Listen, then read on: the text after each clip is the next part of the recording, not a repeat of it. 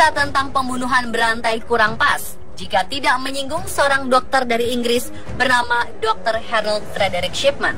Sebagai seorang dokter, seharusnya sudah menjadi kewajibannya untuk menyembuhkan dan merawat para pasiennya.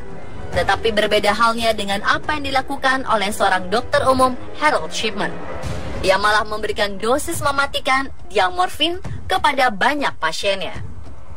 Harold membunuh para korbannya di ruang prakteknya atau di rumah pasien, di mana sang pasien tak ditemani oleh satupun anggota keluarga.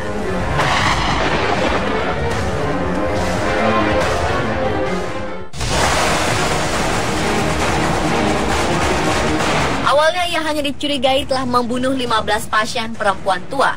Namun baru belakangan polisi menemukan setidaknya ada 215 orang yang telah dibunuh oleh Harold selama 24 tahun masa kerjanya. Bahkan ada juga yang mencatat lebih dari 297 pasien yang meninggal di tangan Harold. Angka kematian yang luar biasa dibandingkan sepak terjang rekan-rekan seprofesinya. Oleh karena itu, ia dijuluki sebagai Dr. Death atau dokter kematian. Harold tidak hanya menghabisi nyawa pasiennya, tetapi juga membuat sertifikat kematian palsu yang menuliskan faktor usialah yang menjadi penyebab kematian tersebut.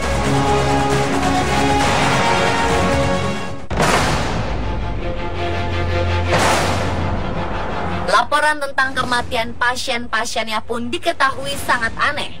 Dari hasil penyidikan dan otopsi ke semua pasiennya tersebut meninggal dalam kondisi yang sama.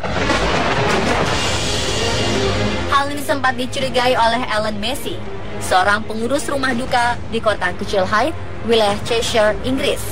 Dia merasa heran sekaligus curiga dengan sejumlah jenazah yang ditanganinya sejak beberapa lama. Jenazah-jenazah yang dicurigainya itu kesemuanya diketahui sebagai pasien seorang dokter setempat bernama Harold Shipman.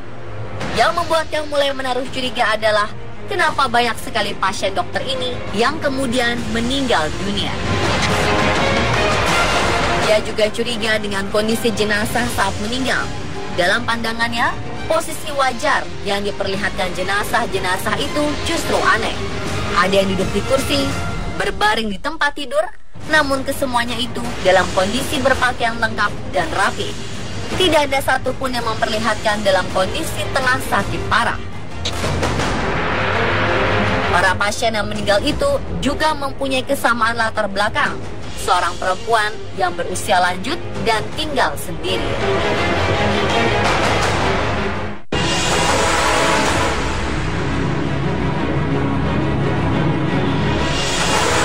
Pembunuhan yang dilakukan oleh Dr. Harold sangat sesuai dengan perilakunya. Pendiam, tenang, dan ramah. Dia bahkan tersenyum ketika sedang berbincang-bincang dengan para calon korbannya. Ia pun dengan perasaan tenang meminta para pasiennya untuk menggulung lengan baju guna memberikan mereka sesuatu yang membantunya menghilangkan rasa sakitnya. Kemudian dia mengakhiri hidup mereka dengan menginjeksi diamorfin dalam dosis tinggi. Salah satu pasien Harold, Kathleen Grundy, yang meninggal pada 24 Juni 1998. Kematian perempuan berusia 81 tahun ini sangat mengejutkan semua orang yang mengenalnya. Pasalnya, Kathleen memang bukan perempuan biasa. Dia pernah jadi seorang wali kota setempat, dan di usia yang sudah tua, ia masih sangat aktif dalam berbagai kegiatan sosial. Kathleen yang tinggal sendirian ditemukan meninggal dalam posisi terbaring di sofa dengan pakaian rapi, bukan memakai baju rumah atau baju tidur, seperti layaknya orang sakit. Dokter pribadinya saat itu adalah Harold Shipman. Angela Woodruff, putri dari Kathleen, merasa sangat terpukul dengan kematian sang ibu yang mendadak itu. Tapi ada yang membuatnya lebih kaget lagi.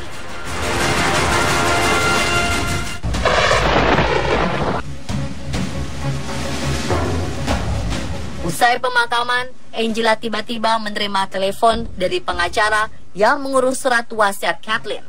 Dalam surat wasiatnya itu disebutkan adanya warisan sebesar 386.000 pound sterling yang kalau dirupiahkan dalam kurs berjumlah sekitar 5,7 miliar rupiah. dan uang itu diwariskan kepada Harold Shipman.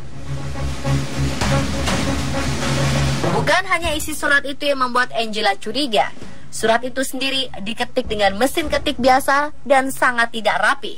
Tanda tangan ibunya yang tertera di sana juga terlihat tak seperti biasanya. Angela yakin bahwa surat wasiat peninggalan sang ibu adalah palsu.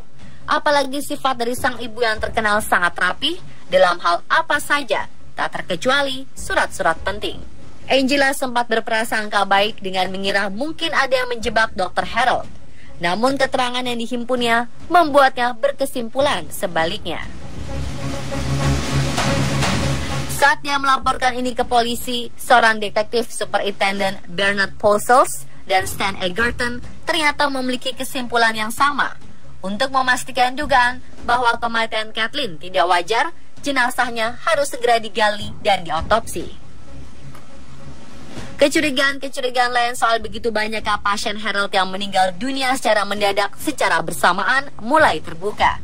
Dugaan yang berkembang kemudian, Harold diyakini sudah membunuh setidaknya 15 orang pasiennya, yang kesemuanya punya kondisi yang sama, yaitu perempuan berusia lanjut, tinggal sendirian, dan relatif dari kalangan orang yang berada. Setelah jenazahnya Kathleen Grundy digali kembali 81 hari sejak dia dimakamkan, sejumlah contoh organ dan jaringan tubuhnya pun dikirimkan ke sejumlah laboratorium untuk diperiksa.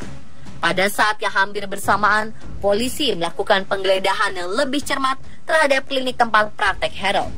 Penggeledahan ini dilakukan secara mendadak sehingga Harold tidak mendapatkan kesempatan untuk menyembunyikan atau memusnahkan barang bukti.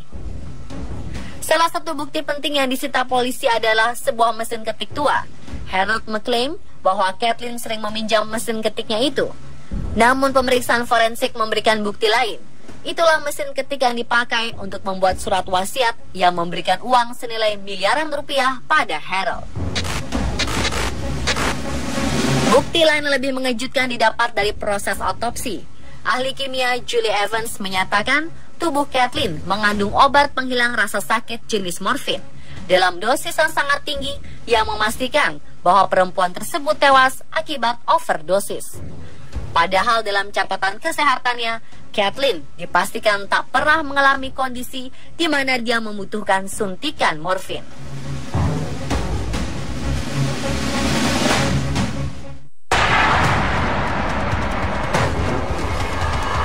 Tidak hanya berhenti pada Kathleen, William Catlow, pasangan dansa seorang pasien Harold, Lizzie Adams, yang berumur 77 tahun, menggambarkan bagaimana saat dia mampir ke rumah Lizzie dan dia menemukan Harold sedang berada di rumahnya dan memberitahu kalau perempuan itu baru saja meninggal dunia.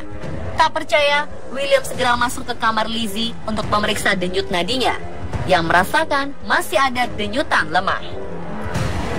William pun berteriak untuk cepat-cepat menelpon ambulans karena ia masih merasakan denyut nadi Lizzie. Namun Dr. Harold mengatakan denyut nadi itu adalah denyut nadi William sendiri dan Lizzie sudah lama meninggal. Hal serupa terulang di sejumlah pasien lainnya. Jika kebetulan ada orang lain di sekitar sang pasien yang kritis dan yang akan meninggal, Harold segera berpura-pura menelpon layanan ambulans untuk meminta bantuan. Ia lantas berpura-pura memeriksa pasiennya dan menyatakan mereka sudah meninggal, lalu kembali berpura-pura menelpon ambulans untuk membatalkan panggilan sebelumnya. Sang detektif pun merasa yakin bahwa sang dokter ini, Harold Shipman, memang bukan dokter sembarangan. Dia adalah dokter yang justru menebarkan maut di antara pasien-pasiennya. Namun kebenaran ini masih harus terus diselidiki.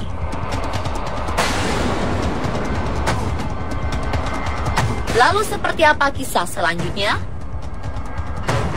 Berhasilkah ia ditangkap? Saksikan kelanjutan cerita Killing Series Harold Shipman, sang dokter pembunuh, besok malam di jam yang sama, hanya di On The Spot.